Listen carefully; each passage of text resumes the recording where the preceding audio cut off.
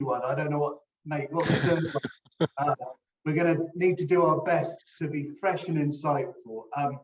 But I don't think. Well, I'm drinking tea just to make the link. There you go, exactly. And I'm hoping those are Bose headphones as well. But I think we do have a very different starting point, not only because your category is so different, but also your position within the company is very different to the last two speakers. So I'm looking forward to getting into that. But before we do that, I wonder if you could just take a minute or two to introduce GSK Consumer Health to people. A lot of people will be familiar with the pharma side of the business, but maybe not so much the consumer health side. So can you just give us an overview of the business and where it operates and the brands that you're looking after? Yeah, absolutely. So GSK Consumer Health is the collection of all of the products which are directly consumer facing, so non-prescription, non-medicine, non-vaccination. And about, I'm going to get my dates wrong, but about a year and a half ago, there was a joint venture announced with Pfizer, and the consumer health is actually splitting off from GSK as a separate consumer-facing business. So we're in a very interesting space. That's why my role in transformation is interesting, because we're going from being a pharma to really operating in a space that's much more CPG in terms of our heritage and our future direction. So products that you will know within our portfolio will include things like Sensodyne, Voltaren. For those of you in different markets, you'll also have things like Otrivin, Flonase. There's a whole suite. I always say tens of products, Ben, because if I give a number, someone always picks me up on it being wrong. But there's a whole host of products that you will find. Centrum, obviously from a multivitamin point of view, Tums, Eno, a real broad portfolio, which is why we talk about wellness, because it covers a whole host of areas. None of which you can specifically kind of put your finger on and say that's what we do. It's really that whole that's interesting, and that's part of our current transformation from that pharma heritage to that more consumer-facing business. Fantastic, and that's a great introduction into your role, because whilst we have a box on our screens that gives an incredibly impressive and lengthy title, Head of CBIA Transformation and Capability, fundamentally, it's about putting insight at the heart of strategy and decision making. Is that right? Exactly. It's really taking insight and analytics together, which is the I and the A in the CBIA. And interesting, it's consumer and business insight and analytics, because it is an enterprise-wide view and a slightly different view, I think, that we take of that function.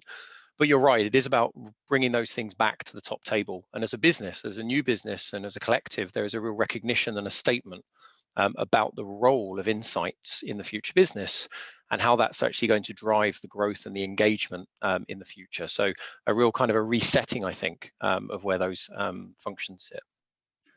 Which of course begs the question in a session about consumer engagement, about the relationship between insight and consumer engagement.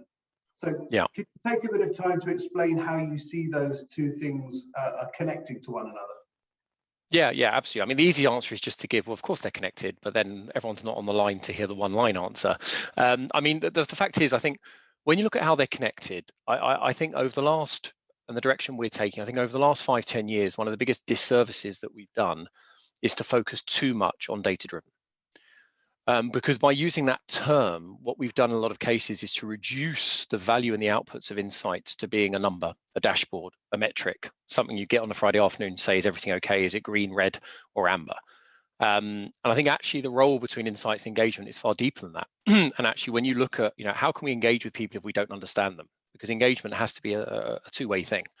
And you can only understand people truly at a deeper level if you dig deeper and understand the motivations, the tensions, the behaviors, and that's where insight really comes to play to help us make better decisions and to inform those decisions. So for me, it's really about bringing, and so it doesn't mean that data is still driving a lot of our thinking, but when we think about our team as CBIA, we've got our own kind of positioning statement, which is that we are human obsessed, and I think we'll come on to this kind of throughout the questions about why we kind of taking things up a level to being human obsessed. We're data fueled, so not data driven. We are insights led, so that's the layer that sits on top of that data quite often, which gets you to that understanding or that aha or that decision. And we're results driven, because ultimately it's that link between insight and action that gets you to engagement. I think we've all, myself included, been involved in projects, beautiful, expensive segmentations that sit in a drawer, because they're not actionable. And I think by bringing insights back into that partnership, and it being kind of data fueled, what it leads is for you to then have actionable insights within the business. And that's really where the two things come together. And that sort of links to one of the big problems with consumer engagement for today's marketer, right? Which is we have so many ways we can engage with people.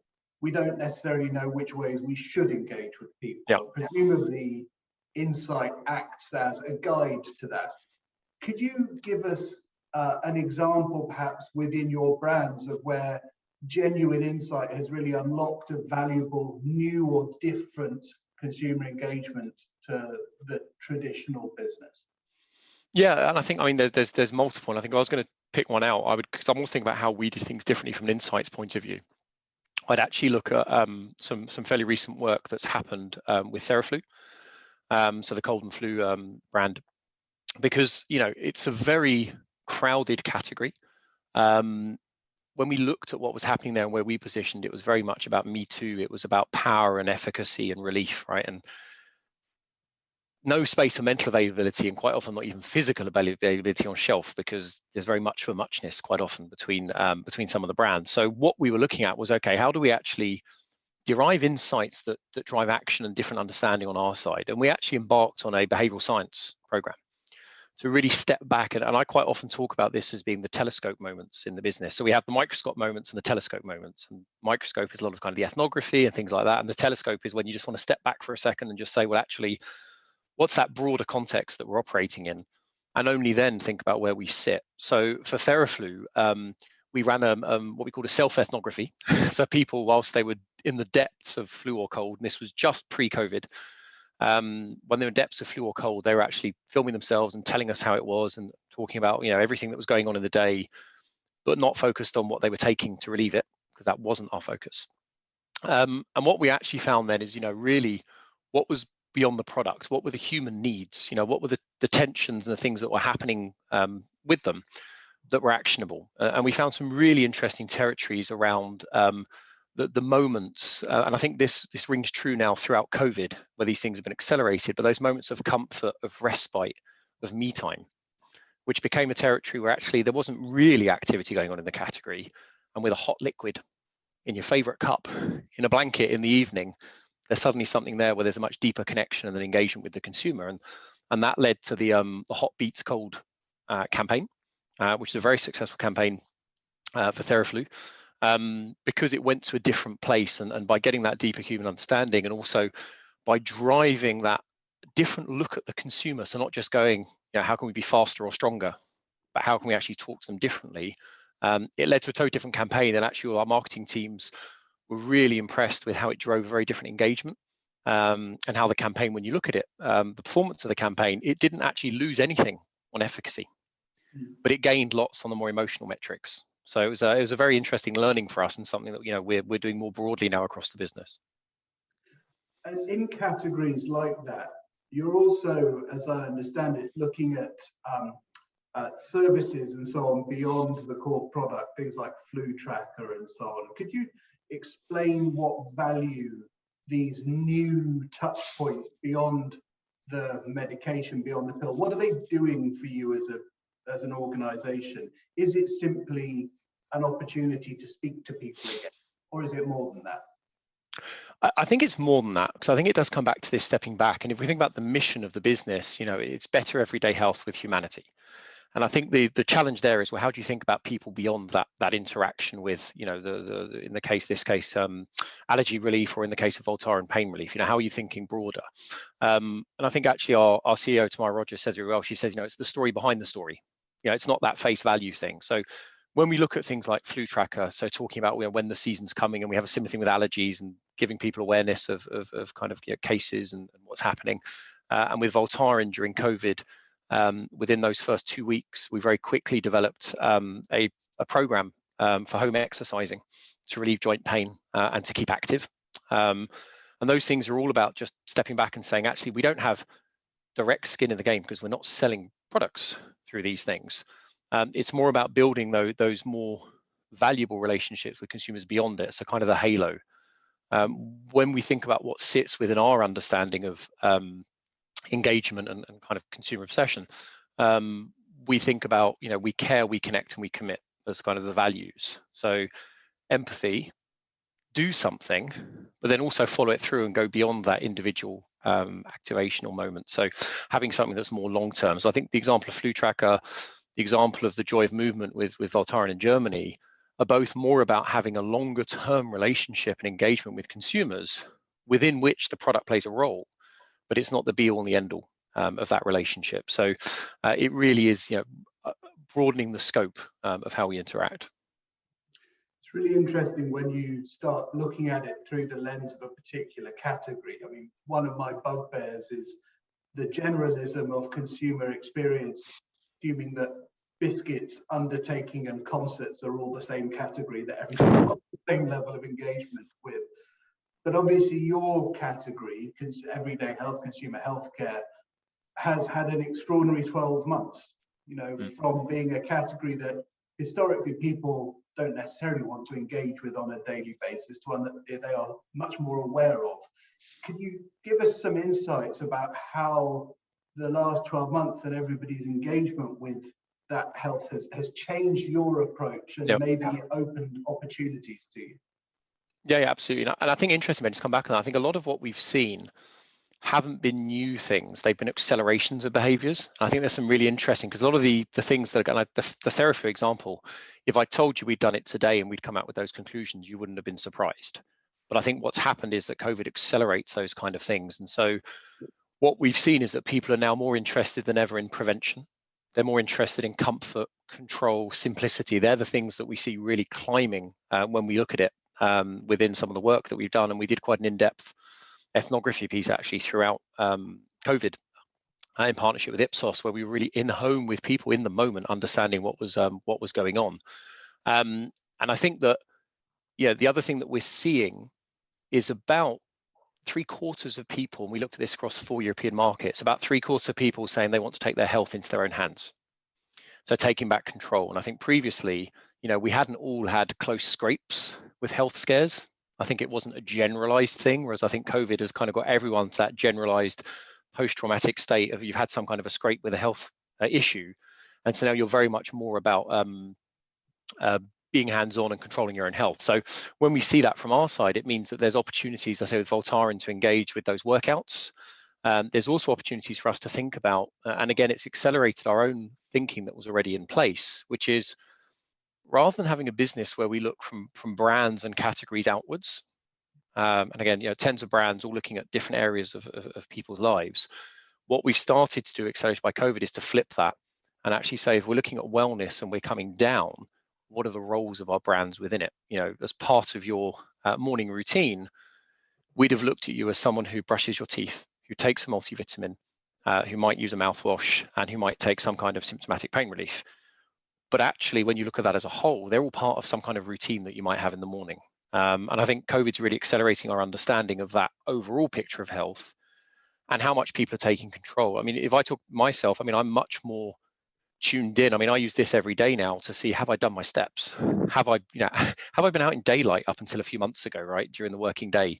Because there was also health things that you took for granted, which people are now much more consciously thinking about and measuring and trying to make sure they get themselves to a better place. So there's clearly opportunities for us there. I think if we think about what that's led us to do, there's been new initiatives internally around social responsibility based on what we're hearing from people during COVID, and also really accelerated our approach to naturals.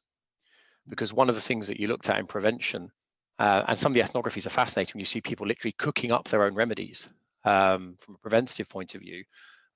You see that space where people want to treat, they want to prevent, but they want to do it on their terms. And so naturals are playing a much bigger role, and it's certainly accelerated the way that we're looking at that. It raises a really interesting point. So you're sort of laddering up from a specific category to wellness, obviously opens so many more opportunities to engage with people in theory, but in practice, I don't want to necessarily engage with Sensodyne when I'm working out what an appropriate holiday, healthy holiday would be for me and my family. So where on that spectrum, how do you have a compass as to where it's appropriate and where it's inappropriate for your brand to want to engage with somebody?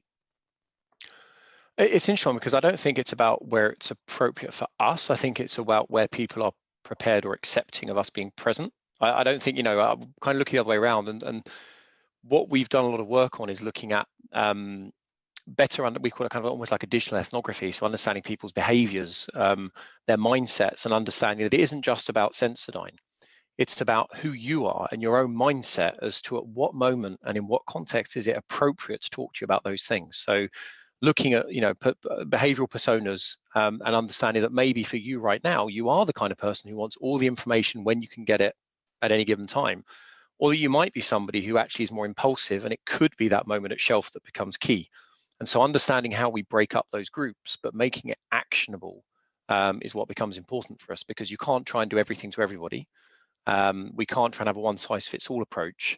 But at the same time, it can't either be individually tailored. So trying to find those groups, and there's a lot of work going on with our media teams within the Edge team, looking at how we're planning the media channels, the connections that we have with consumers, and how we link those directly into the insights that we have through our consumer journeys and through all of that research we've put together. How do we understand not just who, but where, when, what context it's best to engage?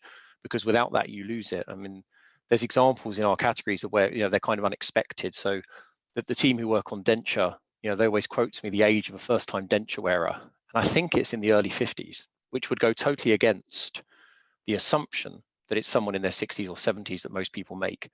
And so when you're talking to them about that and what makes them make the decision, it's actually very different to the kind of the audience or the group that you might have in mind initially. So those people who are the first time, who are much younger, we're going to communicate them in a different context, in different locations, in a different way, to those who are already using fixatives and maybe thinking about different fixatives. And I think that's something where previously we probably didn't have that level of understanding and fragmentation to see two totally different stories about why people do it, when they do it, and how they choose their product. And also the needs they have are very different. One is I want something stronger, and the other one is I want to know it works, and it's the first time I'm using it, and it's a very different relationship. So we have to break those things down and just get that that deeper understanding that we're trying to drive across the business.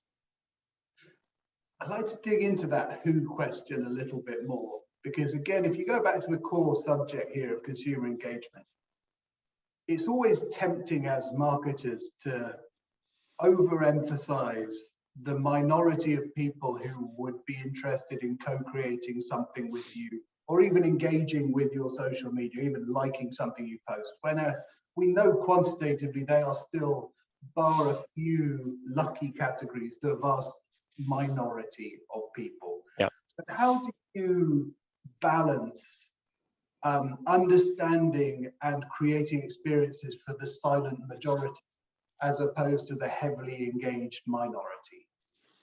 Yeah, and I think some of that comes, and I'll come back to the kind of the role of the personas in that. But I think the first one is, not to confuse interaction and engagement. Interaction and likes with engagement. Because I think it all comes back to some of the discussions I had before about KPIs. Because if you start measuring yourself on the wrong things, that doesn't necessarily represent engagement to everybody. And actually, my colleague Jerry Dakin has written a really nice piece about that level of engagement and how choosing the right metrics becomes really important. Because if you're measuring yourself on outcomes from things like likes or engage or actions, then actually that might not be the purpose of your campaign. It might not be what you're trying to achieve. So what we look at is who are the populations, the audiences who want to and who are willing to actually have a deeper engagement with us. And for some of our brands, that can be a minority because it might be a fairly low engagement category. For others, it's higher. And actually talk to them in different ways. So when we're doing some of our front-end innovation work, we might be doing some co-creation with those kinds of people. But when we go out to test things further down the line, we'll certainly be looking at the broader population for that. What we won't be trying to do is to get everybody to click on and like posts about sensitive teeth. That would be an unrealistic expectation. However, if you're looking in the middle of an event where people are, consuming lots of ice cream, you're doing something very targeted, well, actually tooth sensitivity could be an interesting thing to do an engagement piece on in terms of measuring those interactions and those likes. So from our point of view, it's about understanding the personas, understanding the audiences, and seeing where you can link those and make it actionable. So is there something more targeted you can do to those groups, which actually would drive engagement? And if not, are you more in a brand building mode versus a short term? And I think that's one of the things that we also try and really balance, is the amount of activation versus brand work that we're doing, and really trying to ensure that we're serving both of those purposes and not going too much down that short-term KPIs, short-term actions route, and that we're balancing that with the more long-term brand building piece, because that's what gets us to the right, talk to the right people in the right way, but also making sure we're getting the right outcomes from those different campaigns. So there's some work that we follow quite closely from Binet and Field about how you balance those things, right? And how you're looking at the short term and the long term together. So you're not just out there looking for those, easier to get KPIs, I would say. Because brand building through consumer engagement in your category is particularly interesting at the moment, right? Because for the most part, you're not selling your products direct to people, it's through third parties. So you can't necessarily control the retail environment. The packaging has any number of regulatory stipulations about what you can and can't do. So the ability to engage outside retail and outside traditional advertising becomes all important. Could you give us a couple of examples of non-traditional ways that your brands have successfully been engaging either your traditional customer base or new customer base?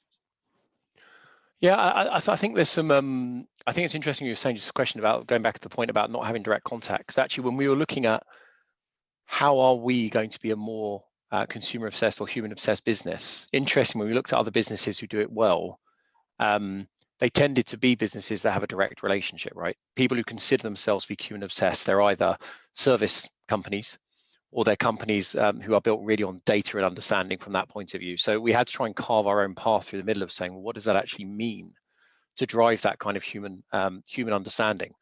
And I think for us, it is about quite often creating those sorts of experiences. So there was some really good work that was done recently in the Cordyceil mouthwash category with some sort of animated characters and looking at a very different demographic.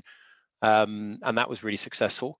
There was also some work that was done for Biotine, which is a dry mouth solution, which was done about looking through social listening and understanding where people engage, where they start looking for the symptoms and finding out, it happens at different times in different places to where you might think, giving us an opportunity to engage with content and helping people understand the condition, because quite often condition awareness plays a big role. And if we can help people understand that, obviously that gives us an engagement with the consumer.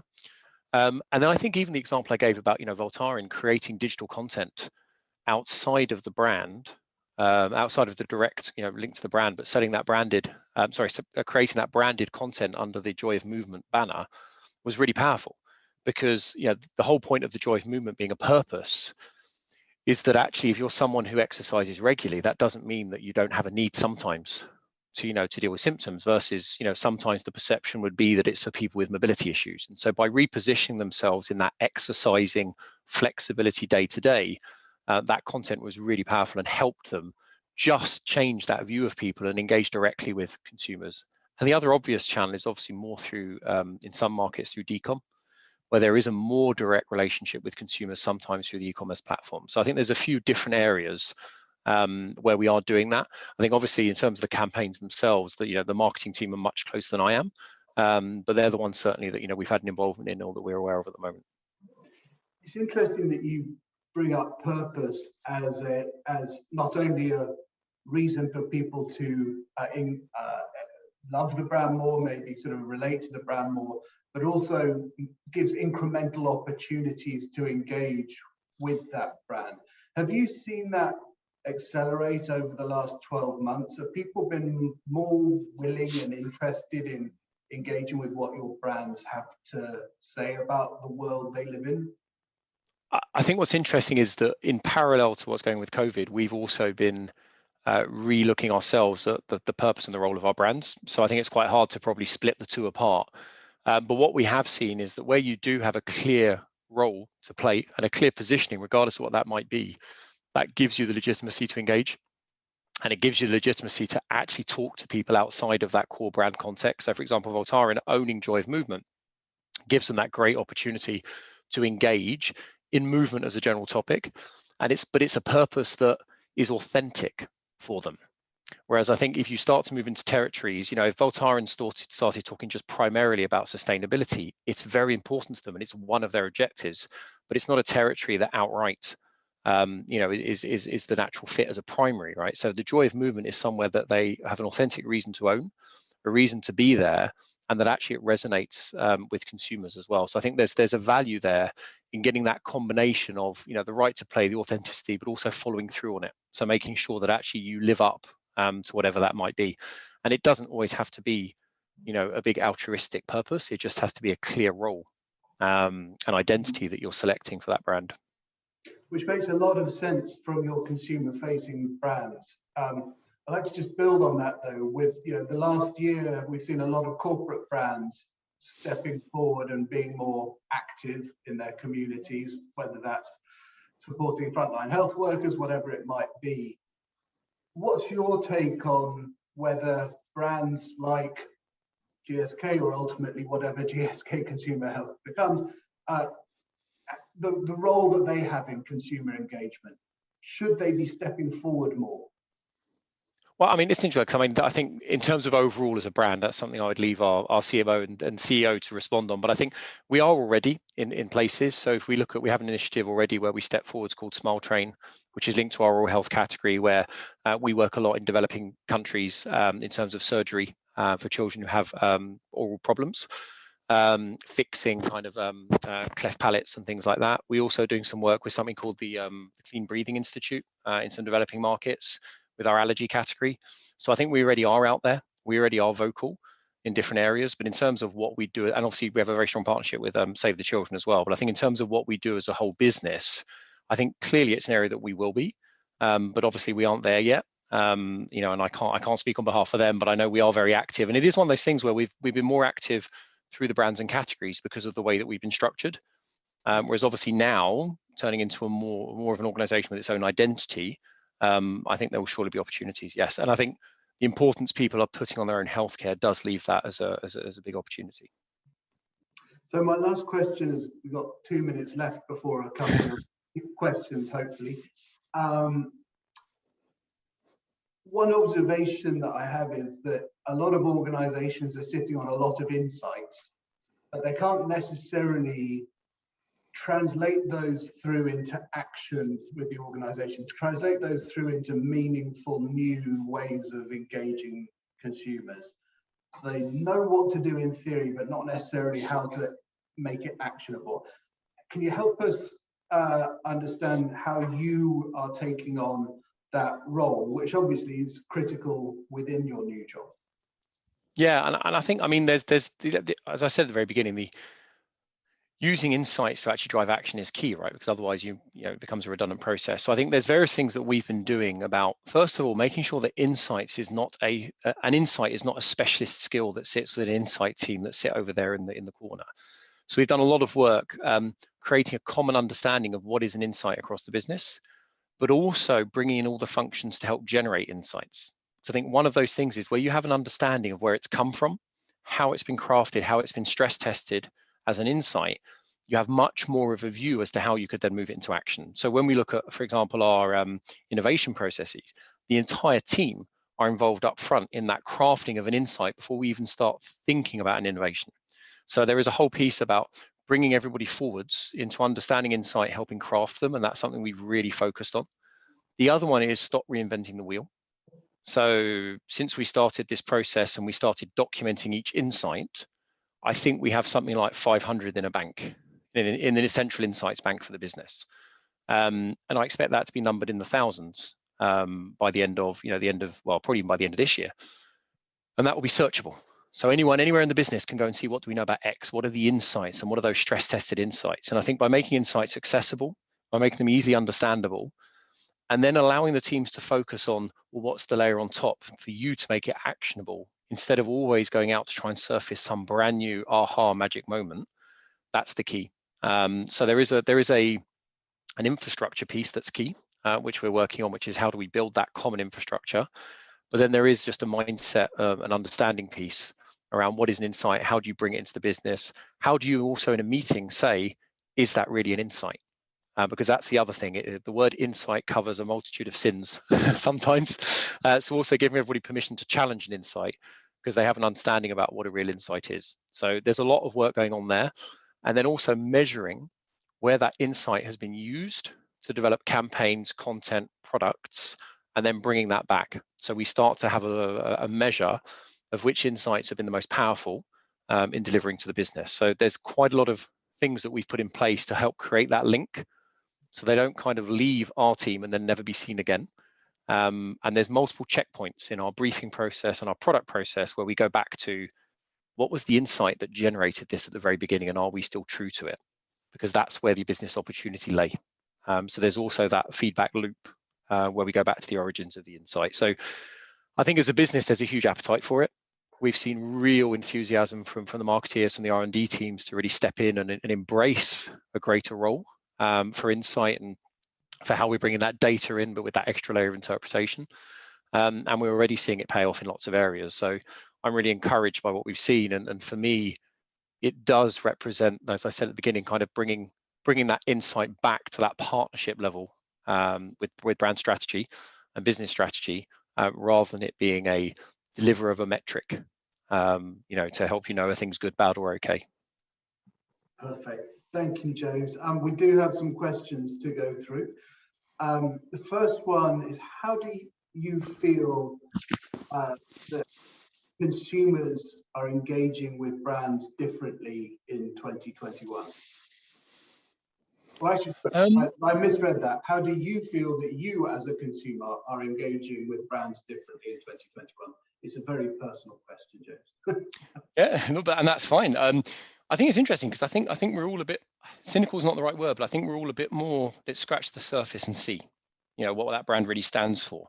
I do think things like their place in the world and their purpose have become more important. Whereas I think maybe 2 years ago, purpose felt like something that was a few steps away from you as a consumer. I think now, these sort of this rallying cry of, the world is together in one issue has certainly made me more aware of, well, which companies do I engage with and which brands do I choose? I think also the fact I have a young daughter also influences me maybe as much as other events in the last 12 months. But certainly I'm looking for a bit more from brands probably than I was previously. Excellent. I think a lot of us would agree with that. The next one is, what behaviors, trends, and or consumer expectations do you expect to stick with when we emerge from this particular time? So what's going to fade away and what's going to remain? Yeah, it's interesting. So I'm going to go back to the kind of things I was saying about, there's been an acceleration of things that we already saw in most cases. So I don't really expect much to just disappear. I expect maybe the relative importance of things to maybe reduce. I think we've gone more from protection, which was those first months, to more thinking more about prevention now with consumers. But I think we're still seeing that people have been left without controls. I think we're going to see for at least, this is assuming, and I'm touching a wooden sideboard here as I say it, we're assuming things are going to get better and simpler. I think we're still going to go through a period of probably 12 to 24 months where people want to get control back, and they want to feel like they're now deciding for themselves what they're doing, what their routines are, and how they're engaging, certainly in healthcare.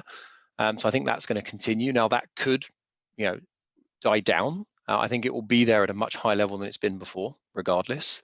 But I think there'll certainly be some consumer audiences and personas where that's kind of at a peak and it will slowly tail off because, life goes back to normal and maybe those things go to the back of their mind. But I think that will vary a lot by sort of life stage and where people are. But I think this desire for, a return to simpler time, simplicity, looking after myself is certainly something that we think is here to stay. And I definitely think the what we're seeing around naturals, and how can you look after yourself more generally using natural products is also something that's here for the foreseeable. So certainly things that were there at a low level have suddenly accelerated, but I certainly think are either going to plateau or continue to grow in the future. Excellent.